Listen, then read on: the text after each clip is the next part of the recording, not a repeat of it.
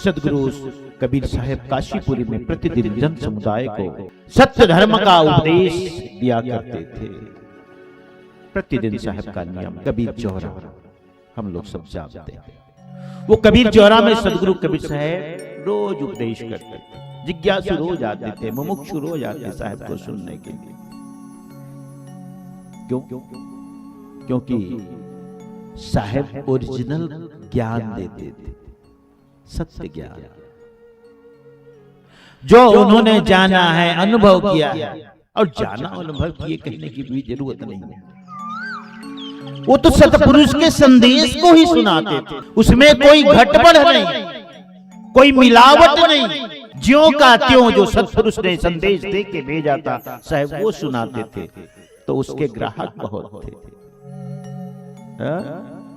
सच्ची वस्तु के ग्राहक नहीं होते। आप भी जाते हो खोजते हुए, उस दुकान में बढ़िया मिलता है, नकली वकली नहीं मिलता, असली मिलता है। आप भी जाते हो।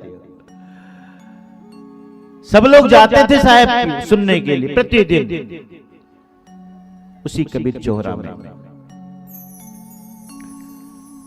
जम्बूद्वीप की चारों दिशाओं में अपनी दिव्य शक्ति द्वारा पहुंचकर मानव मात्र को सत्य धर्म का उपदेश देकर अनंत जीवों को सन्मार्ग के पथिक बनाए।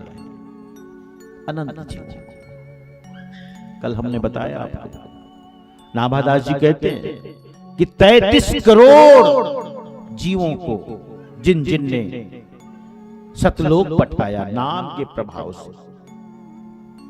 लेकिन उसकी तो गिनती भी है, उसकी तो फिर भी गिनती है। साहब ने तो अनंत कोटि जीवों को सतलोक भेजे, साहब के मार्ग में, सतपुरुष के मार्ग में लगा था।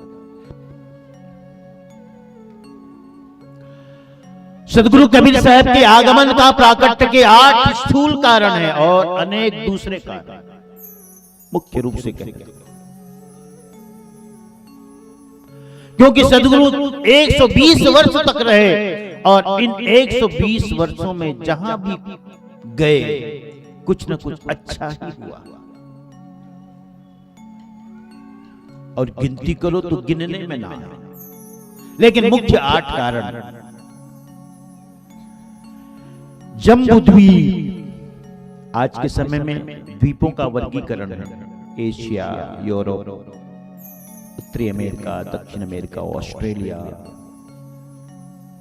अंटार्कटिका, दक्षिण अफ्रीका। पुरातन समय में, पौराणिक समय में भी 7 ही द्वीपों का वर्गीकरण हुआ था। विचार करो, हमारे ऋषि मनीषी कितने जानकार थे। जम्बूद्वीपः पलक्षद्वीपः साल्मलिर्द्वीपेव च कुशः क्रौञ्चस्तथा शाको पुष्करश्चेति सप्तमः। कहते 7 द्वीप उस समय भी थे। जम्बूद्वीप, लक्षद्वीप, साल्मली द्वीप, कुश द्वीप, क्रौंच द्वीप, शाक द्वीप और पुष्कर द्वीप। ये 7 द्वीप होते थे। विष्णु पुराण का ये उल्लेख है। 8वां भद्राश्व वर्ष और 9वां केतुमाल वर्ष। ये 9 खंड। भरत खंड में कौन कौन देश थे अब ये सुन लो। जम्बूद्वीप में तो बहुत सारे देश थे। अब भरत खंडे कहते, कभी भी पंडित जी कथा करेंगे तो कहते क्या कहते, जम्बूद्वीपे भरत खंडे, ऐसा करके संकल्प कराता है ना। तो ये भरत खंड में यह हिंदू कुश से अरब सागर, हिंदू कुश इधर पाकिस्तान से आगे अफगानिस्तान, हिंदू कुश, अरब सागर, अफगानिस्तान से बर्मा, इसका फैलाव था। दूसरी तरफ कश्मीर और हिमालय की चोटियों से कन्याकुमारी तक इतना बड़ा फैलाव था। इसके अंतर्गत जो देश आते थे भरतखंड के अंतर्गत, वो भी सुनो। इसके अंतर्गत वर्तमान के Afghanistan, Bangladesh, Nepal, Bhutan, Burma, Sri Lanka, Thailand, Indonesia, Malaysia, Pakistan, ये सब। हम सिर्फ बांग्लादेश और पाकिस्तान को जानते हैं कि हमसे अलग हुए, क्योंकि हमारे अभी की बात है। लेकिन इतना बड़ा भारतवर्ष था, इतना बड़ा इसका फैलाव। प्यारे हजरों, और इस भारतवर्ष को कर्म की भूमि कही गई, बाकी सब भोग की भूमि। कर्म भूमि रियम प्रोक्ता भारतम नाम भारते, यत्र जन्म सतैर्लभ्यम धर्म ज्ञान विवर्जितै। ये कहते हैं। आइए आगे बढ़ते हैं। प्राकट्य के संक्षिप्त कारणों को एक बार स्मरण दिला देता हूं। प्रथम कारण आर्य धर्म का रक्षण, दूसरा कारण जीवों का सदा कल्याण हो, है ना, इसके लिए। तीसरा कारण सुदर्शन की प्रार्थना को स्वीकार करके उनके माता पिता को उपदेश देकर मुक्त करना। वही सुदर्शन सुदर्शन के माता पिता अंत में धर्मदास साहब और आमीन माता के रूप में इस धराधाम में प्रकट होते हैं, जन्म लेते हैं और साहब ने मुक्त किया। गौरी शंकर तथा सरस्वती जो सुपथ सुदर्शन के ही कालांतर में, यानी समय से पहले सुपथ सुदर्शन के माता पिता का नाम था महेश्वरी और कुलपति, वही बाद में धर्मदास आमीन माता के रूप में जन्म लिया। उनको अपघात यानी आत्महत्या से बचाना, यह आपको सुना दिया गया है। कथा आगे बढ़ाते हैं। कमाल तथा कमाली को सजीवन का उपदेश देना, ये दोनों सगे भाई बहन थे, भक्ति परायण थे, साधना में भक्ति में लगे रहे थे और दोनों को साहब ने सजीवन किया। सजीवन करने के कारण है तो बादशाह सिकंदर लोदी ने कहा कमाल कर दिया साहब, आपने तो कमाल कर दिया। साहब कहते अरे सिकंदर, तुम्हारे मुख से निकल गया कमाल तो इसका नाम कमाल ही रख दो। दूसरी बार फिर से कहा, सेठ तकी की बेटी थी कमाली, शरीरतः वो मर गई थी, साहब ने जीवित किया, उसे भी वही कहा सिकंदर ने, तुमने कमाल कर दिया साहब। दूसरी बार फिर से उसका नाम कमाली रख दिया, उपदेश देना। छठा कारण वैष्णव धर्म को अच्छी तरह से परिपुष्ट करना। सातवां कारण अनुसार सत्य पुरुष पर ब्रह्म परमात्मा की भक्ति का उपदेश देना। सत्पुरुष का उपदेश, यही मुख्य कारण वस्तुतः। अमर लोक से हम चली आए, आए जगत मझारा हो, सही छाप परवाना लाए, समरथ के कड़िहारा हो। जीव दुखी देखी भव सागर, का कारण पगुधारा हो। जीवों को शांति देने के लिए, जीवों को सुख पहुंचाने के लिए, जीवों को मुक्त करने के लिए, जीवों को अपने आदि देश, आदि मुकाम, निज घर, निज धाम भेजने के लिए। आठवां कारण है मगहर धाम। मगहर धाम के प्रति जो लोक प्रसिद्ध कलंक था उसका निर्मूल करना, वही आज आठवां कारण है। और आठवां कारण को पूरा करके साहिब सतलोक बताते। आइए, एक बार ऐसा हुआ, विद्वानों की तो कोई कमी नहीं काशी में। 4 विश्वविद्यालय है वहां, 4, और हमने 3 विश्वविद्यालय में पढ़ाई करी, हाँ, वहां रहकर। काशी हिंदू विश्वविद्यालय में भी, संपूर्णानंद संस्कृत विश्वविद्यालय में भी, महात्मा गांधी काशी विद्यापीठ विश्वविद्यालय में भी,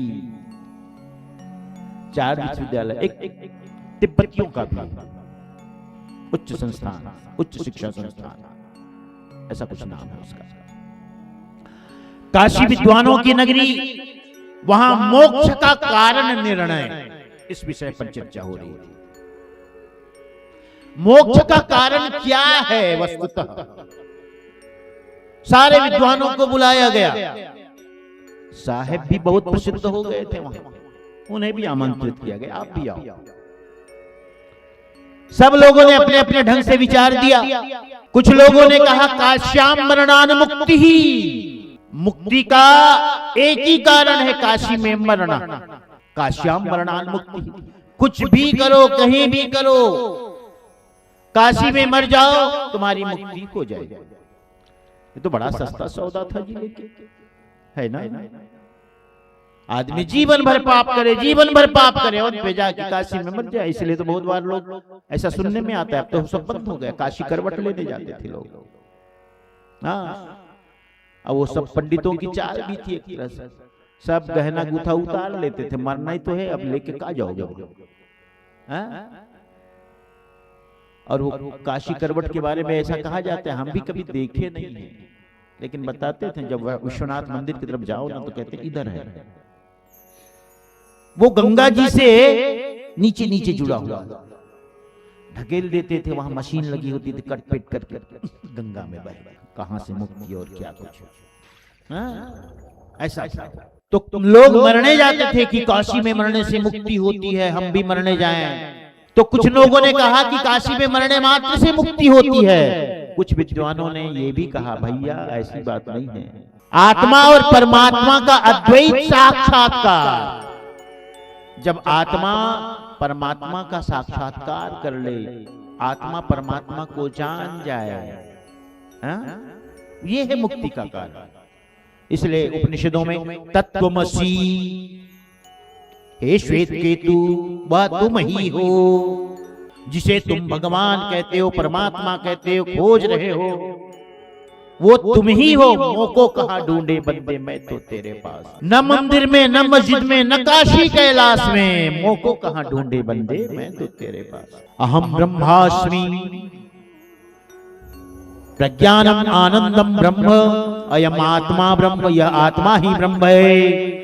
ज्ञानात एव तु कैवल्यम, ज्ञान से ही कैवल्य की प्राप्ति होती है। द्वितीय ज्ञानात न मुक्ति ही, ज्ञान के बिना मुक्ति नहीं है, आदि आदि। अर्थात अद्वैत ज्ञान ही मोक्ष का साधन है। कुछ लोगों ने ऐसा कहा, थोड़े ज्ञानी रहे होंगे, वेद उपनिषद पढ़े रहे होंगे, सदगुरु कबीर साहब से पूछा आपका क्या विचार है? साहब ने कहा सत्य नाम के प्रभाव से ज्ञानी पुरुष मुक्त हो जाता है। जो सत्य नाम को जान गया, लख गया कि सत्य नाम क्या है, सत्य नाम आदि पुरुष का नाम है, सत्य नाम सतपुरुष का नाम है, सत्य नाम सतलोक में रहने वाले प्रीम पावर, उनका नाम है सत्य नाम। और जो सत्य नाम को जान गया उसकी मुक्ति है। इसलिए तो संध्या पाठ में हम लोग पहले ही कहते हैं, क्या कहते हैं? निर्विकार निर्भय तू ही और सकल भय माही, सब पर तेरी साहिबी तुम पर साहिब नाई। संध्या सुमिरन आरती भजन भरोसे दास, मनसा वाचा कर्मणा जब लग घट में श्वास। आगे यहाँ से श्वास श्वास में नाम ले, वृथा सांस मत कोय, न जाने यह सांस का आवा हो या न होय। सांसों की कर सुमरणी, कर यजपा को जाप, परम तत्व को ध्यान धर, सोहम आपोयाप। सोहम सोहम सोहम, वह मैं हूं, वह परम तत्व मैं ही हूं, है ना? तो सत्य नाम के प्रभाव से, अर्थात जब सत्य नाम को जान जाते हो तो यह बोध हो जाता है, मैं जो दिखने में हूं वो नहीं हूं, मैं वो हूं। यह दिखने वाला शरीर मन बुद्धि चित्त अहंकार, यह दिखने वाला किसी का पिता, किसी का भाई, किसी का पति, ये मैं कुछ भी नहीं हूं, मैं तो वो हूं। इसका बोध साहब ने बताया। सबने अपने अपने विचार रखे। तो साहब का कहना था, देखो भाई, ज्ञानी जो पुरुष है वो काशी में शरीर त्याग करे कि कहीं अन्यत्र करे, कि कहीं चंडाल के घर में ही क्यों ना करे, वो ज्ञानी है। ज्ञानी का मतलब है जो संसार की आसक्ति से, मोह माया से अलग। सो साधु संसार में कमला जल माही। साधु कौन है, ज्ञानी कौन है? जो संसार में रहते हुए भी कमल पत्र के समान अलग रहे, अलग रहे। हाँ, हम आपके घर जाते हैं तो कितनी सुंदर व्यवस्था बनाते हो आप, सबसे सुंदर वाला रूम हमको देते हो, नया तकिया, नई चादर, सब कुछ नया। लेकिन हमें पता है ये बस एक दिन के लिए है। संत ऐसे ही रहते हैं, जहां जाते हैं उपभोग करते हैं, उपभोग करते कभी हमें ऐसी गलतफहमी भी हो जाती है, ये साधु संत लोग क्या है जी, ये तो सब वही उपभोग कर रहे हैं जो हम करते, तो किस नाम का, किस बात का साधु? ये हमारी भ्रांति भाई। हाँ, ऐसा नहीं, संत सबका उपभोग करते हैं लेकिन त्याग भाव से। ईशावास्यमिदं सर्वं यत्किंच जगत्यां जगत् तेन तक्तेन भुंजीथा माग्रीधः कस्य स्विदधनम्। यह समस्त जगत संसार ईश्वर से व्याप्त है कहते हैं, और ये सब उपभोग हमारे लिए है, लेकिन इसका भोग पूर्वक, त्याग पूर्वक भोग करो, आसक्ति पूर्वक। प्यारे इस तरह सब विचार अपना देते थे। ज्ञानी पुरुष जहां कहीं शरीर त्याग करे अवश्य मुक्त होगा। तनुम त्यजति काश्याम वा स्वपचस्य गृहेथवा। तनुम त्यजति काश्याम वा, ज्ञानी पुरुष अपने शरीर का त्याग काशी में करे कि चंडाल के घर में करे। ज्ञान संप्राप्ति समय मुक्तोऽसौ विगताशयः, उसे मुक्ति अवश्य मिलती है। इस प्रकार बहुत चर्चा होने लगी प्यारे हंजनों। ऐसे सदगुरु का सिद्धांत वचन सुनकर सभा में उपस्थित कितने जन जरा उग्र स्वरूप धारण कर गए। उग्र स्वरूप, उग्र स्वरूप तो हो ही जाएंगे, क्योंकि जो पारंपरिक शास्त्रों के मानने वाले हैं उनको चोट पहुंचती सदगुरु का सिद्धांत, सदगुरु की वाणी। इसलिए हम कबीर पंथियों से भी कुछ लोग जो है ना, उनको ठीक नहीं लगता ये कबीर पंथी लोग कैसे हिंदी करेंगे। कारण वही, क्योंकि साहेब का ज्ञान खरा ज्ञान है, और जब खरा ज्ञान को सुना है तो लोगों को पसंद नहीं आता।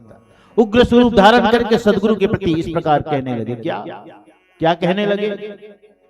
यदि सत्यनाम के प्रभाव से मनुष्य मुक्त हो जाता है कबीर जी, तो आप वृद्धावस्था में काशी में मरने के लिए क्यों पड़े हो?